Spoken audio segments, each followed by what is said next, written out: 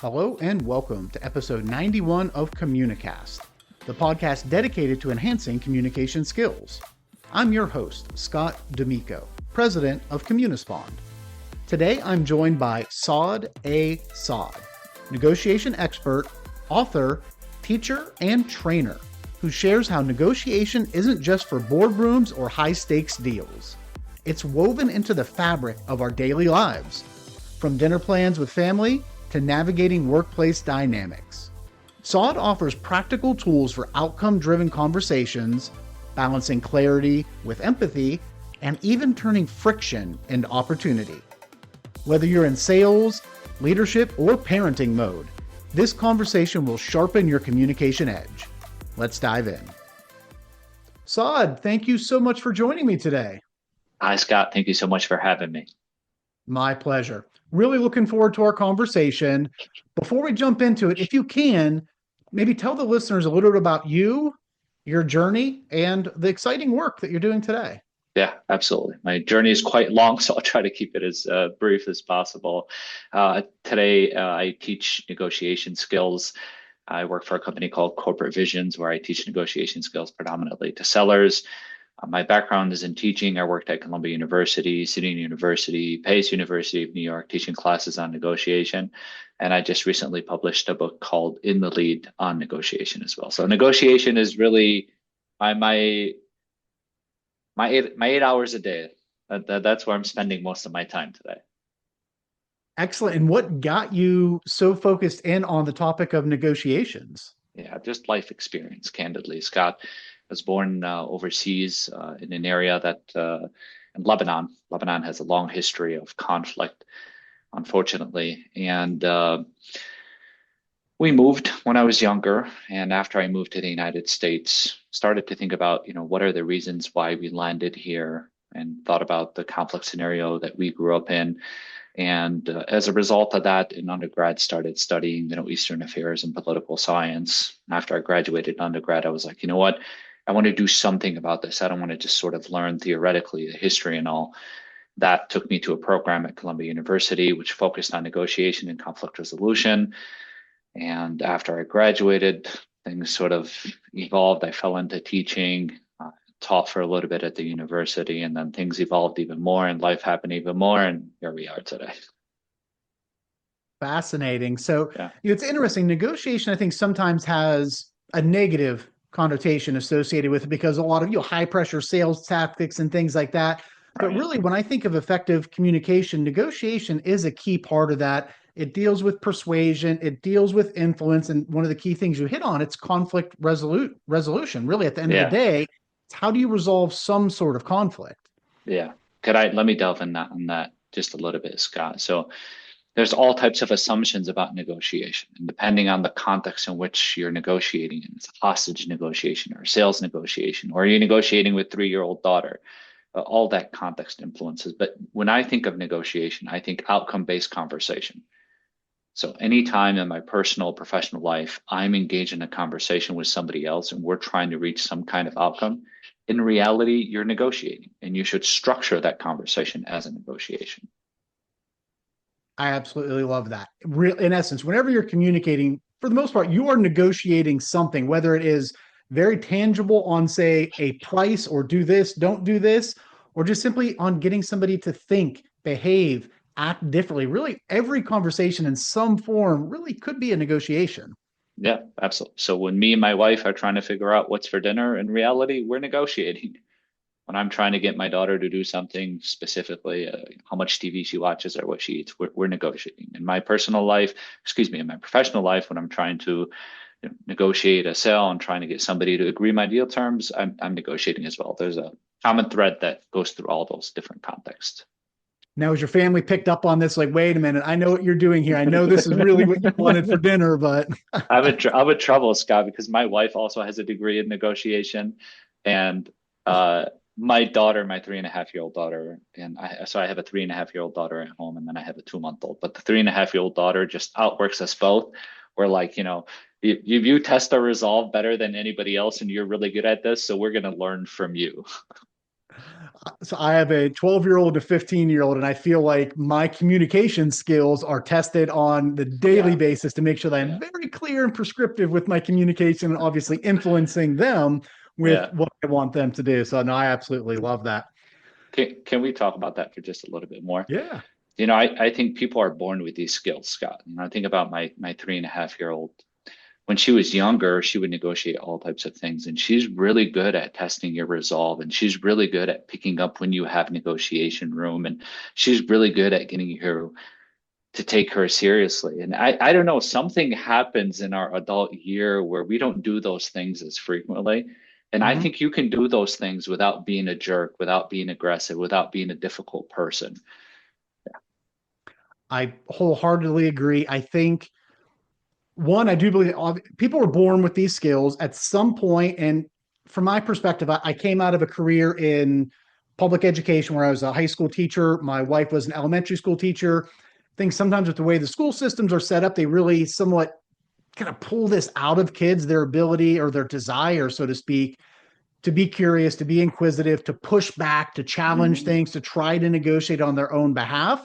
Yeah. Right, wrong, or indifferent, I do think it does hurt things, but fortunately, these are skills that can be learned back over time, and it provides, not necessarily provides, people need to be provided opportunities to do so. So I love that. It sounds like with your daughter, you and your wife are really focusing on those opportunities. Same thing with my family, with my kids. It's about getting in those reps of communication, whether it's questioning things, they're at the doctor, they're at a restaurant, family conversations, not Hmm. shutting down questions and having the conversations. The more you practice it, the more you can learn and develop those skills. Yeah, absolutely. And the skills, I mean, there's a process, there's a framework that you can follow here that you'll have to obviously adjust according to the context and what you're in, but it tends to lead you in the right direction more often than not. Absolutely. So we kind of hit on this a little bit, right? When we're communicating, in essence, at any form, it could be some sort of communication. It's an important skill. But when you hear this term that somebody's a great communicator, Hmm. they have strong communication skills, what's the image that comes to mind for you? Right. I mean, a lot of things come to mind. So I was involved in teaching this stuff, and I'm involved in researching this stuff. So a lot of things come to mind. But if the biggest thing is clarity, it's knowing, especially in the context of negotiation, it's knowing exactly what it is that you want and knowing how to communicate that. Now that sounds so ridiculously obvious, but I can't tell you how oftentimes I'm involved in a negotiation or I'm training people on negotiation skills and they miss that part. They may have an idea of what it is that they want, but they don't communicate it in a way that's crystal clear, in a way that's concise, in a way that's compelling. And that's a real skill that you can't overlook because if you're not making it clear to the other person what it is that you are trying to achieve, you're not negotiating. Mm. You're just sort of trying to figure out a way to work through the situation, and you're likely going to have to accommodate and compromise to the other person's interest. You're not necessarily driving the conversation that's going to allow you to get what you're trying to get from it. I think a lot of people approach their communications backwards. They start with what they want to say or what questions they're going to ask or what information they want to give to people before they think about, okay, what's my goal here? What do Yeah. I want them to think, believe, do differently? So yeah, if Hmm. you start with that, okay, what's my goal for this negotiation? What's my goal for this conversation, for this client meeting, for this board presentation? You start there and then you start working around, okay, what's the most important information they need to have? How should I structure it? What are the stories? Whatever it may be. I think most people kind of take a backwards approach to it. Yeah, absolutely. You should be reverse engineering from your goal, from the ultimate thing that you're trying to achieve, and then go from there. Scott, one of the core themes or core ideas that I usually take across sessions, across classes that I teach is that in negotiation and outcome-based conversations, you have to play offense. And sometimes I don't like using the sports metaphor, but what I mean by it is that you have to be deliberate and intentional, and you have to be proactive. You can't be reactive in these conversations. And a part of being proactive is before you get into this conversation, you need to prep and define these things. And if you don't, you're going to get in the conversation. It's not likely going to go in the direction that you want it to. And I think with this idea of being on the offensive or being on offense with this, when you're preparing, it's not just preparing for the outcome that you want and that, but starting to anticipate what are all the different directions Yeah. that this conversation may go so that I am able to adapt quickly. Because if I just go into it with laser focus, this is my only outcome that I'm thinking about, and somebody raises a question that might be out of left field or takes a hard left on it, you have to be prepared for the contingencies to be able to effectively adapt. Yeah. So let's build on this. The framework that I typically talk about in my sessions is, you have to be self-oriented to the right degree, but you also have to be other-oriented to the right degree. Self-oriented to obviously lobby on behalf of your interest, convey your interest, but you still have to be curious. You still have to meaningfully listen and empathize with the other person. You strike the balance between both of those two things simultaneously in the conversation, you tend to take it in the right direction most of the time. Spot on. So as we think about this skill of negotiation, and as we've mentioned already, it can mean so many different things and apply to so many different aspects of life, but negotiation being a broad skill, so to speak.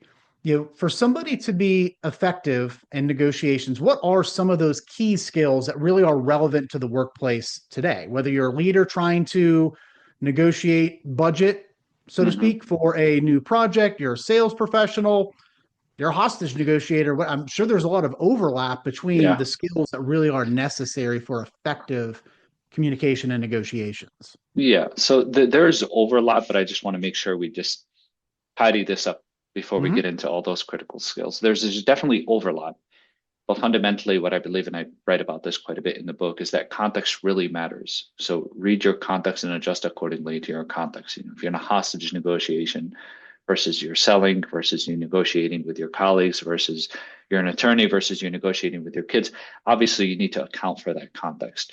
But generally, we've mentioned a couple of those skills that come to mind that you need to apply. So the first one of which is you need to be able to communicate with clarity about what it is that you're trying to achieve. That's one. Two, the second thing that comes to mind, and I call this concept in my book, Scott, friction. You need to be able to sit in that friction a little bit. What do I mean by that? You're going to convey what it is that you're trying to achieve, but you need to be persistent to some degree, and you need to be compelling to some degree and sit in that friction, not concede from it too quickly. The reason being is you want the other person to take that thing that you just conveyed seriously. You want them to know that you're thinking through this, that you're calculated, that you're thought through. You're not just throwing out whatever it is out there. So those are two things. You add that with the right amount of empathy. You add that with the right amount of active listening, which is question asking, which is paraphrasing, which is empathizing. Combination of those two things, combination, not those two things, I mentioned a bunch of things, but combination of those things more often than not tends to drive you in the right direction. If I were to summarize it, sorry, I'm going on too long here. If I were to That's summarize perfect. it quickly, there's this research on creativity that really sticks out to me anytime I'm having these kinds of conversations. And the research is that you need to create an environment that is demanding and challenging, but not threatening. Meaning in our interactions together, it feels like we're working through this and it feels reasonably difficult in a good way, but it doesn't feel threatening. It doesn't feel like you're being a jerk and it doesn't feel like you're being aggressive. That's the kind of context. That's the kind of environment that you want to try and nurture in your interactions. And I think part of that, as you mentioned, this idea or the willingness to sit in the friction. And that's where a lot of people struggle. So, as a communication skills training company, we focus a lot on being comfortable with pauses. Most people in their communications are very uncomfortable with even 1 or 2 seconds of silence. Yeah. And when it comes to effective communication, whether it's delivering a presentation or in a negotiation on any number of fronts, being comfortable to have that pause and not immediately start to hedge or abandon your position. So if you put out a very firm statement and then you immediately, well, but we could, let it sit there. I love the phrase sit in the friction, because as you pause, one, not only does it allow the other person to process, give them a couple seconds to process what you just said. As you mentioned, it shows your conviction in what you just said. This wasn't some knee-jerk statement. I've thought about this. I've researched it. I've planned it. Here's my position, and then just let it sit. Yeah. Seen some research on this a couple of years ago when I was looking into this concept of silence, and I thought it was fascinating. The research it was looking at in conversations He took a look at Americans versus Japanese, and then he took a look at how often they are silent for in the conversation. And the empirical evidence was just like ludicrous when I first looked at it, because you compare and contrast, and you're like, man, did these American people in this conversation like take a breath? Like when did they breathe in this conversation? Because the average length for somebody who's American was like 0.75 seconds. And I forget the exact numbers, but for Japanese people, it was like 4 point something. It was like 4 or 5x the quantity of time that they actually were silent in the conversation. I think we grew up in this culture where we feel like we have to have the answers all the time. And it's not necessarily conducive to you reaching optimal outcomes in those conversations if you're constantly scrambling to say something. I remember having a leader before where they were am so impressive with how they would pause in their communications, and especially to the point where when we were on the phone and I would say something or ask something, oftentimes I'm looking at my phone like, did he just hang up on me? Because there's like a 3 or 4 second pause, and Yeah, they would come back and yeah, with a very thoughtful response. And after I learned that, after a few interactions, I it really hit me and just made a big impact on my perception of this person around how they valued my input, how they hmm, valued me as a leader, and were really willing to just listen. And they weren't just waiting to come back with a pre-formulated response to toe the line, so to speak. yeah. I mean, I don't know if you see this in your training, Scott. When you're training and you're facilitating, the pressure for you to lead the discussion is on even more. And oftentimes, I find myself falling prey to this, is feeling like I have to have the answer all the time. And I think when you're up there and you're able to sort of manage that anxiety and that stress and sit in the tension and just be kind of calm for just a little bit, like that's when the magic really happens, not just from the audience, but also from you, because you're soaking things in. People feel your energy, people understand, people see that you're not rushing to things. It changes the dynamic altogether.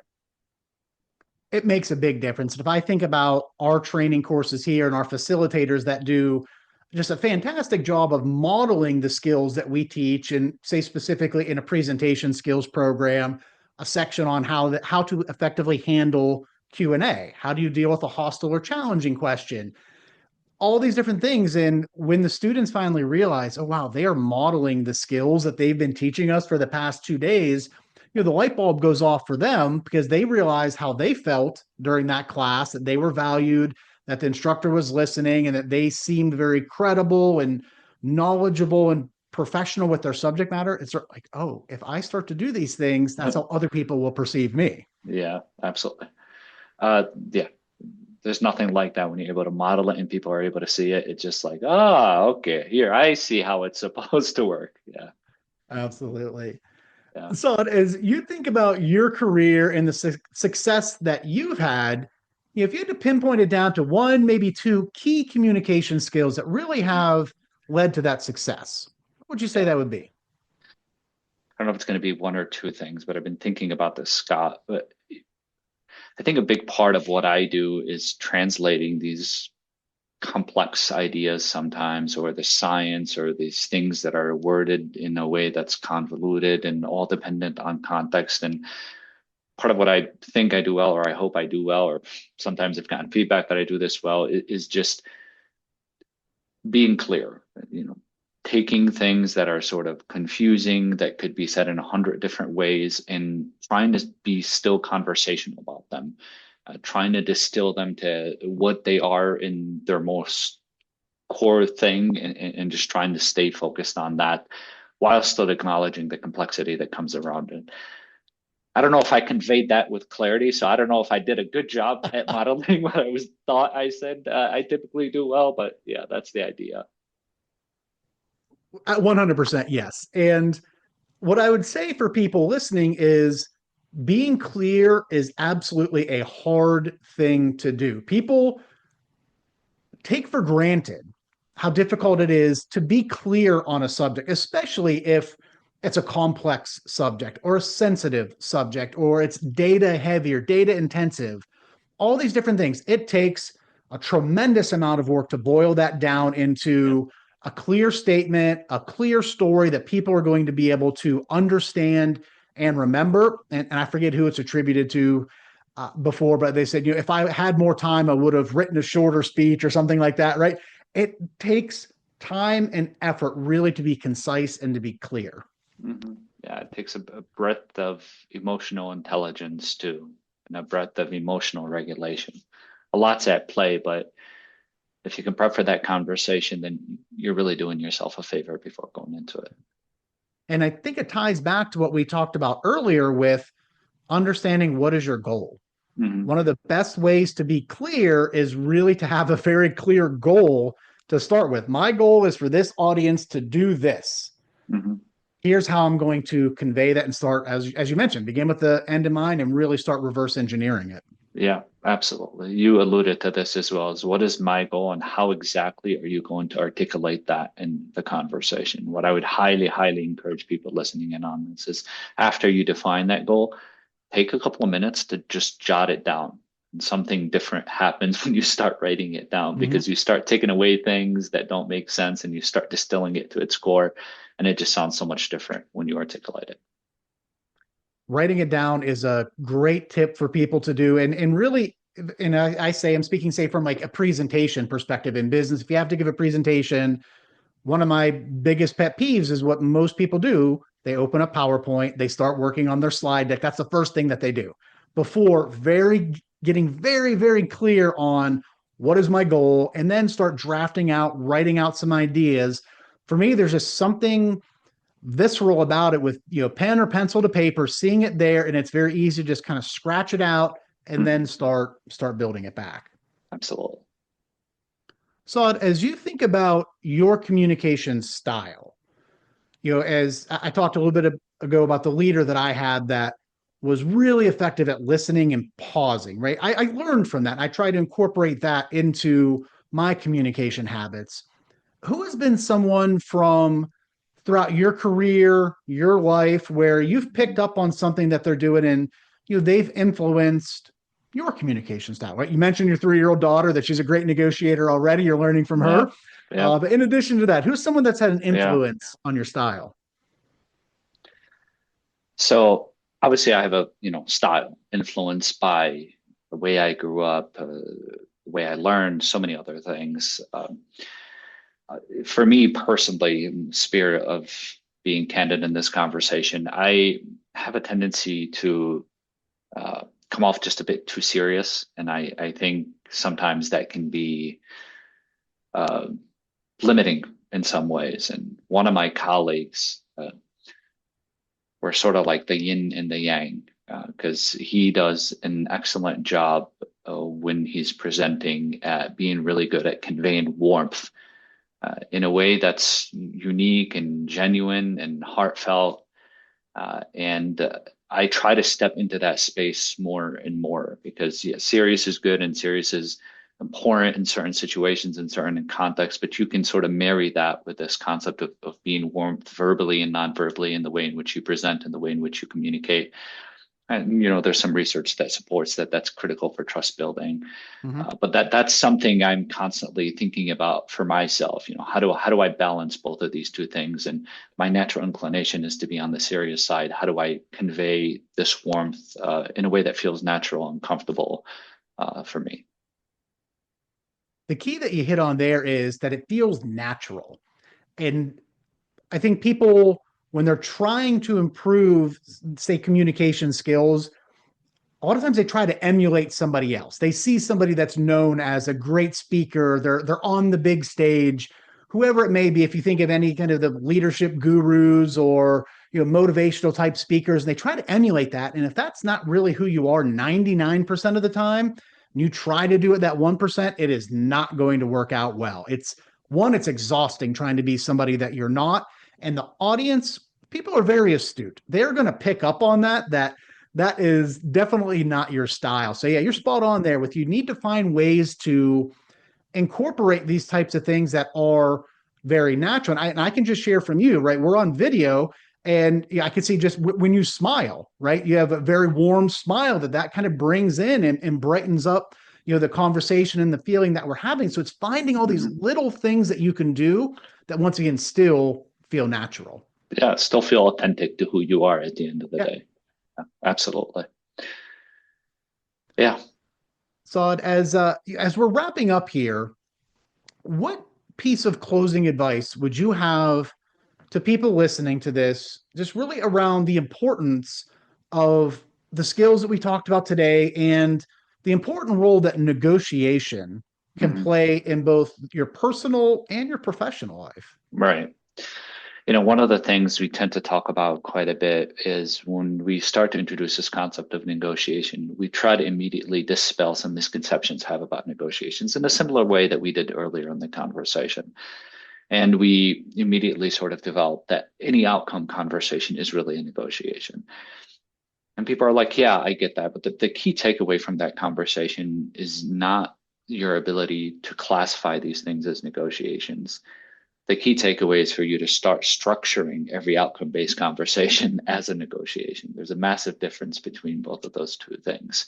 And when you start to structure every outcome-based conversation as a negotiation, you tend to drive those conversations forward much more frequently. That tends to be a better outcome for you, but it tends to be a better outcome for the other person. So how to sort of distill the most critical thing is, again, don't think of those conversations as negotiations, and make sure you structure them as negotiations. To structure them as negotiations, be clear on you want, make sure you convey that in the conversation, and try to stay curious. You tend to do those things, you're structuring them as negotiations, that tends to lead you in the right direction most of the time.